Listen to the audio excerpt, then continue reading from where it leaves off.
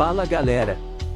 Hoje vim aqui trazer uma análise e minha opinião sobre o filme Tudo Bem no Natal que Vem, lançado em 2020, com o nosso queridíssimo Leandro Hassum, que já foi protagonista de vários filmes de comédia brasileira. O filme vai muito além da comédia e traz muitas reflexões filosóficas que vamos ver agora. A história começa introduzindo Jorge, um homem que não gosta de Natal e tem uma visão cínica sobre as festividades de fim de ano. Para ele, o Natal é sinônimo de encontros familiares chatos, gastos financeiros excessivos e uma repetição interminável de situações como o peru do tio Vitor. Esse estresse pela data tem raízes em experiências chatas e desgastantes.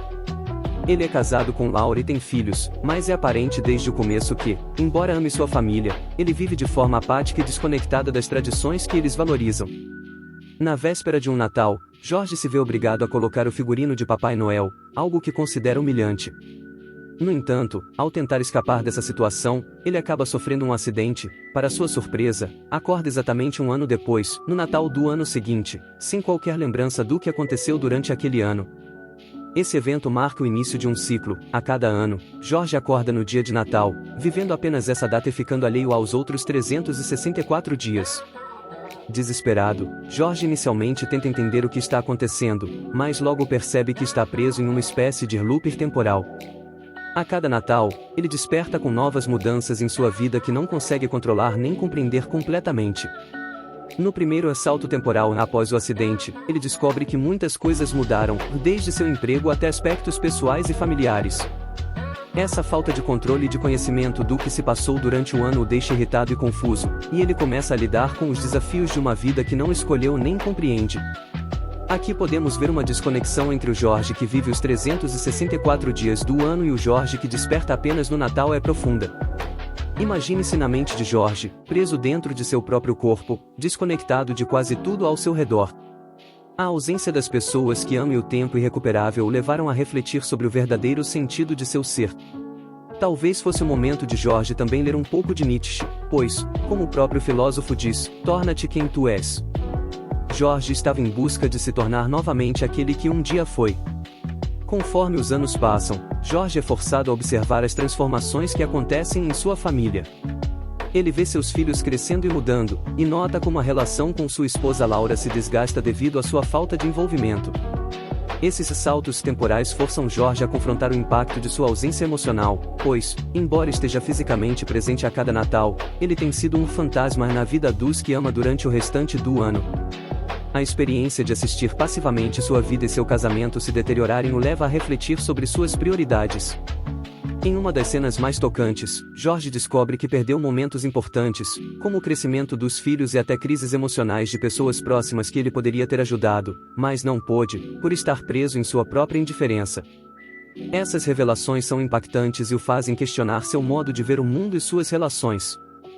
Aos poucos, Jorge começa a perceber que seu desprezo pelas celebrações de Natal é, na verdade, uma negação de sua própria capacidade de se conectar com o presente e com sua família.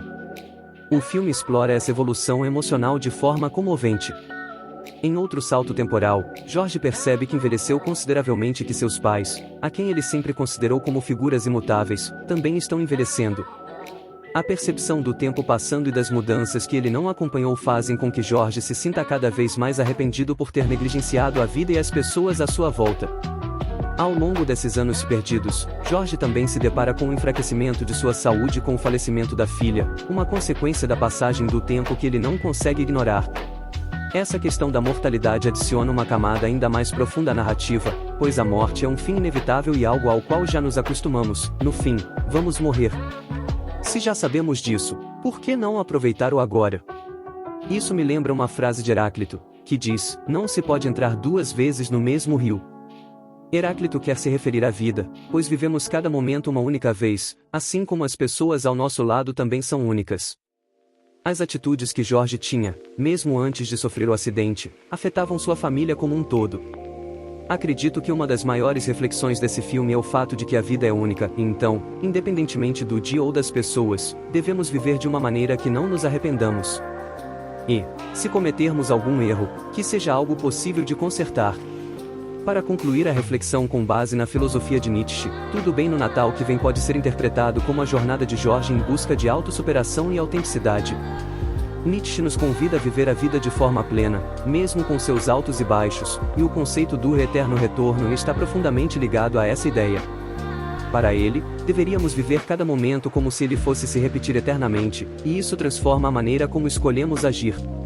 No filme, os saltos temporais de George, onde ele acorda sempre no Natal, são uma oportunidade para ele revisar suas escolhas e dar um novo sentido à sua vida. No fundo, o que George precisa aprender é abraçar as dores e as alegrias da vida, exatamente como ela é, reconhecendo suas falhas, mas também celebrando suas vitórias. Para Nietzsche, a vida não precisa ser perfeita para ser significativa. George começa a perceber que é possível transformar sua existência, encontrar seu verdadeiro valor e finalmente viver de maneira autêntica. Ele entende que não precisa ser prisioneiro de suas escolhas passadas, mas pode usar o que aprendeu para se tornar uma pessoa melhor. Essa ideia é muito humana. Como podemos, com os erros e acertos, criar uma versão mais forte e verdadeira de nós mesmos? Nietzsche acreditava que o que não nos mata, nos fortalece, e esse é o aprendizado final de George. Ele descobre que, embora o tempo tenha passado e ele tenha perdido muitas coisas, ainda tem a chance de fazer diferente, de ser quem realmente é. Assim, o filme nos lembra que, mesmo que a vida tenha seus momentos de frustração e arrependimento, sempre podemos encontrar a oportunidade de recomeçar e viver de maneira mais verdadeira. Se você chegou até o final, eu agradeço muito. Não esqueça de se inscrever e até a próxima.